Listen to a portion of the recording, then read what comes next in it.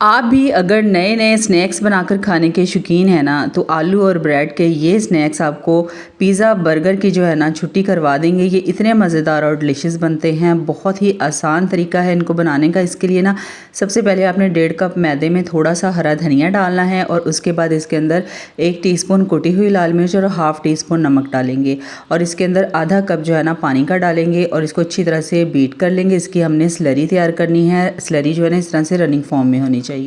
उसके बाद यहाँ पर लेंगे आलू जो थे ना इनको मैंने पहले बॉईल कर लिया था। उसके बाद इनको अच्छी तरह से मैश कर लेना है, अच्छे से मैश करना है। इसके अंदर गुठलियाँ, मोटी मोटी गुठलियाँ नहीं होनी चाहिए आलू की।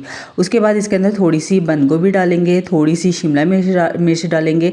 इसके अलावा अगर आप इसके अंदर बॉयल्ड चिकन डालना चाहते हैं तो उसके रेशे करके वो भी डाल सकते हैं। अब ½ टीस्पून काली मिर्च पाउडर और ½ टीस्पून नमक डालेंगे और आधा कप दूध का डाल के ना इसको अच्छी तरह से मिक्स कर लेंगे और इसकी ना हमने स्टफिंग तैयार कर लेनी है। स्टफिंग जो है ना थोड़ी सी सॉफ्ट होनी चाहिए, बहुत हार्ड नहीं होनी चाहिए। उसके बाद यहाँ पर लेंगे ब्रेड के स्लाइस।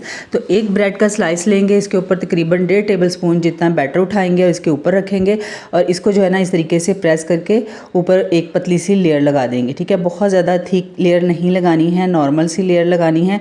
और उसके बाद इसके ऊपर डालेंगे चीज़। अगर चीज़ ना हो तो इसको आप स्किप भी कर सकते हैं। उसके बाद ब्रेड का स्लाइस इसके ऊपर रखेंगे, दूसरे वाला इसको अच्छी तरह से प्रेस करके ना सेट कर लेंगे और उसके बाद इसकी कटिंग कर लेंगे इस तरीके से। ठीक है, जैसी आपको पसंद है ना आप उसी शेप में इसकी कटिंग कर लें और इस तरह से पहले सारे जो है ना ब्रेड के स्लाइस तैयार करके रख लेने हैं।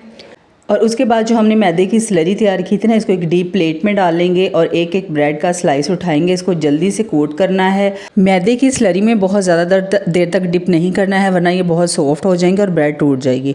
अब इनको डीप फ्राई कर लेंगे। कुछ मैंने शैलो फ्राई किए हैं। अगर बहुत ज़्यादा ऑयल पसंद नहीं है तो कम घी में भी इनको आप फ्राई कर सकते हैं।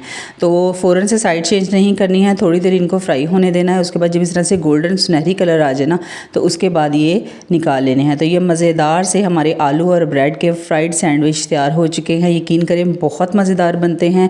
ज़रूर बताइएगा रेसिपी कैसी लगी है। लाइक कीजिएगा, शेयर कीजिएगा और पेज पर अगर नए हुए तो फॉलो करना मत भूलिएगा। इंशाल्लाह ऐसी ही मज़े की रेसिपीज़ मैं आपके साथ शेयर करती रहूँगी। पेज को फॉलो, लाइक और शेयर करना मत भूलिएगा। मिलते हैं नेक्स्ट वीडियो में। अल्लाह हाफिज़, फ़ी अमान अल्लाह।